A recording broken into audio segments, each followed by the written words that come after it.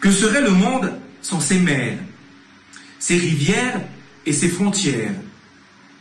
Que serait le monde sans ses limites, ses délimitations et ses démarcations? Que serait notre histoire sans tous ses clivages, sans tous ses rivages, sans tous ses nombreux villages?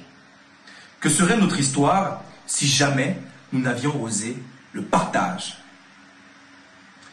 Honorable membre du jury, distingué auditoire, oui, tout est possible. Je ne le dis pas simplement parce que je suis camerounais et parce qu'ici, impossible n'est pas camerounais, mais je le dis par conviction, presque par obsession. Nous ne sommes pas faits pour la prison, pour la détention, pour les chaînes et les codes qui limitent notre agir, qui limitent notre esprit. L'homme, dans sa profonde essence, est conçu pour impacter, pour étonner, pour surprendre, pour dépasser. Dépasser les limites, dépasser les frontières du possible. Rassurez-vous, mesdames, messieurs, ce soir, il y a bien un élément sur lequel mon contradicteur et moi, on sera forcément d'accord. La frontière, c'est bien la limite. N'est-ce pas, Baptiste? La frontière, c'est l'interdit. Exactement. La frontière, c'est la brutale barrière qui s'oppose à nous, à nos ambitions, à nos prétentions, à nos rêves d'enfants. Oui, la frontière, c'est bien tout cela. C'est bien tous ces mots noirs et sans espoir. Ce vocabulaire qui n'honore pas l'homme parce qu'il méprise ses héros et ses héroïnes. Très cher membre du jury, je ne vous reconnais donc plus. Vous qui doutez encore que toutes les frontières ne sont pas franchissables, je ne vois plus dans vos yeux l'empreinte laissée par Victor Hugo, par Simone Veil, par Robert Badinter, Nelson Mandela, Patrick Lumumba, Thomas Sankara, Martin Luther King, Malcolm X. Honorable membre du jury, s'il y a un seul moment de ma plaidoirie vous doutez de la faiblesse de la frontière face à la puissance de l'ambition, alors j'aurais perdu mon temps. La vérité est qu'on aimerait tous franchir la frontière.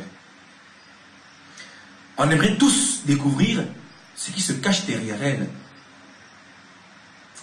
On a tous déjà rêvé au moins une fois d'un idylle, d'une aventure, les yeux dans les yeux, intime, avec le secret, avec l'interdit. Allez-y, fermez les yeux un instant. Repensez à votre première fois. Cette fameuse première fois où vous touchiez enfin l'interdit, où vous franchissiez la frontière, où vous franchissiez la limite. Fermez les yeux encore et laissez-vous glisser dans vos souvenirs. On est bien d'accord, la franchir a quelque chose de jouissif. Quelque chose qui parle à nos sens, quelque chose d'intense.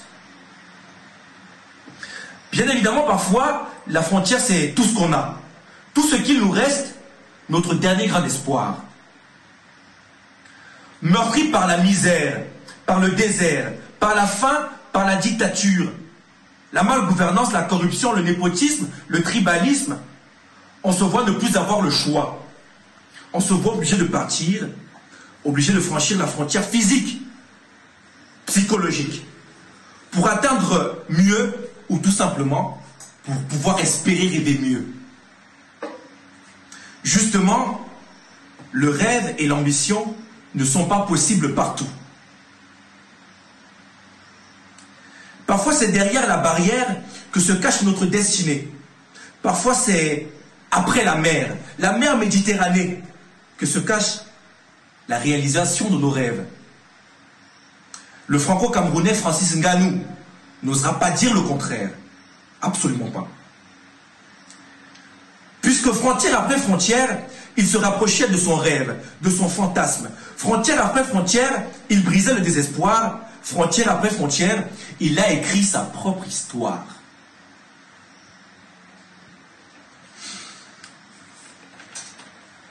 Oui, c'est parfois ça aussi la frontière. L'étape juste avant le succès, juste avant la reconnaissance. Ne vous méprenez pas, cher auditoire, honorable juré, la frontière aussi peut avoir son lot de mauvaises surprises. Et ça, Aya Nakamura vient de le découvrir à ses dépens. Parce que après la frontière, on n'est plus chez soi, on n'a plus de terre, on n'a plus de repères. On est un peu trop française pour être malienne, on est un peu trop malienne pour être française. On est dépaysé, on est insulté. Par tous. Par tous. Mesdames, messieurs, mais c'est là tout le challenge. C'est exactement là où il faut continuer dans le même élan. Avec force, conviction, persévérance. Pour au final faire taire les apôtres du racisme et du suprémacisme. Pour en faire taire ceux qui pensent que pour être française, on ne doit pas s'appeler Absatou. Pour enfin faire taire ceux qui pensent qu'on peut être français sans s'appeler Mamadou. Mesdames, messieurs les jurés, toutes les frontières sont franchissables. Je l'espère, l'extrême droite française franchira la sienne, celle de la tolérance. Moi, je crois que tout est possible, qu'il n'y a pas de limite, que toutes les frontières sont franchissables, que nous sommes tous appelés à vivre ensemble, à fonctionner ensemble éternellement. Alors qualifiez-moi, chers jurés, pour que je puisse être un témoin de plus de la diversité, de l'égalité, de la fraternité. Qualifiez-moi pour le Panthéon, pour que je puisse dire à Victor Hugo qu'il avait raison, qu'il n'y a de frontière entre les hommes que celles qui s'inventent entre eux. Infiniment merci à vous.